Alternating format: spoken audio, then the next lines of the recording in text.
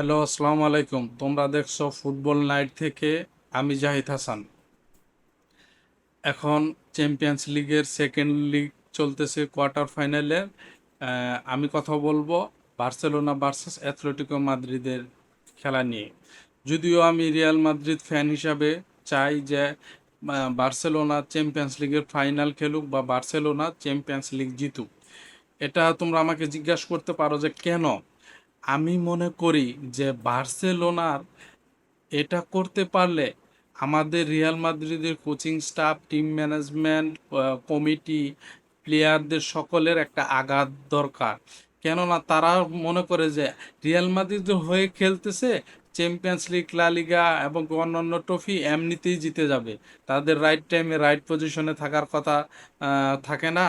তারা আবার ওদিকে আরেকজনে শুধু ড্রিবলিং করে, বল লিঙ্ক আপ প্লে করার চেষ্টা করে না, ইন্ডিভিজুয়ালি নিজেকে প্রেজেন্ট করার চেষ্টা করে।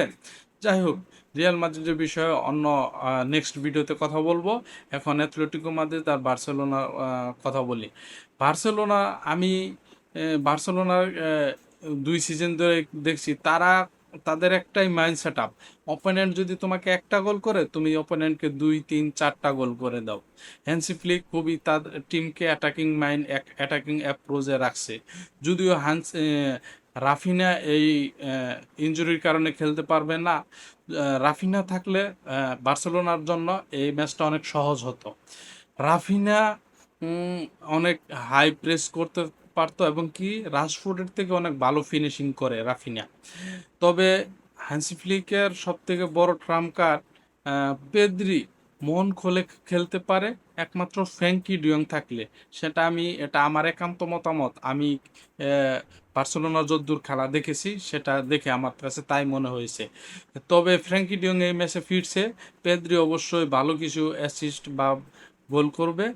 আর লামিন ইয়ামাল তো তার দুর্দান্ত ছন্দে আছে। আমি তার নেক্সট অ্যাথলেটিকো মাদ্রিদ 2-0 গোলে যে লিডে নিল তাদের ঘরের মাঠে, সেখানে আমার কাছে 1 সেকেন্ডের মতো বা 10 সেকেন্ডের মতো তুমি বলতে পারো, আমি মেসির কথা, মেসির প্রতিচ্ছবি বা মেসিকে আমাকে স্মরণ করে দিয়েছিল লামিন ইয়ামাল।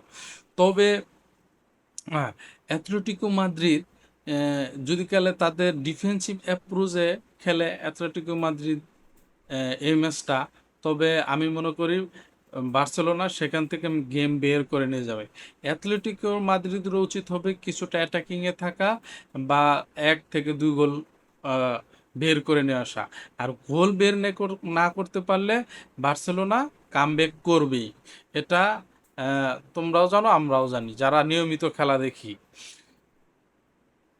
ডিয়াগো সিমোনেকে তুমি যদি খেয়াল করে দেখো, এই ম্যাচেও কিন্তু তিনি 10 জন প্লেয়ারকে বেঞ্চে বসিয়ে রেখেছিল লা লিগার যে লিগটা ছিল সেখানে।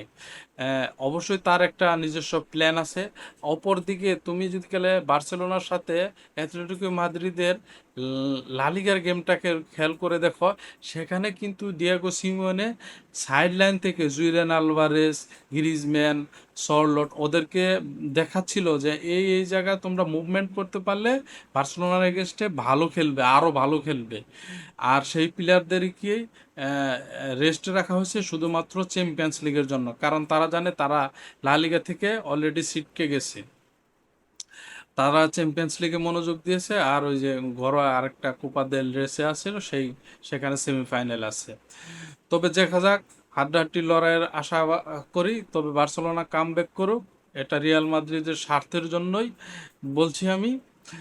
তোমরা যদি খেলে আমার সাথে নিয়মিত খেলা তোমরা টিভি স্ক্রিনে দেখবে, আর আমার ইউটিউব চ্যানেলে তুমি তোমার মন খুলে ইনবক্সে বা হচ্ছে গিয়া চ্যাট কমেন্ট লিখছে, তোমরা কমেন্ট করবে তোমাদের প্রতিক্রিয়া।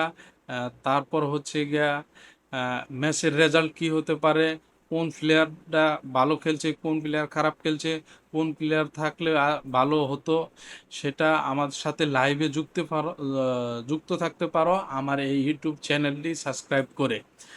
আমি নিয়মিত Bayern Munich, Barcelona, Atletico Madrid, Real Madrid, Liverpool, PSG, city, আরও ইউরোপের যত যত বড় ক্লাব আছে, নেইমারের বর্তমান যে ক্লাবে খেলে, লিওনেল মেসি যে বর্তমান ক্লাবে খেলে সেই ক্লাব, রোনালদো যে ক্লাবে খেলে CR7, সেই ক্লাবের খেলাগুলো আমি নিয়মিত লাইভ করে থাকি।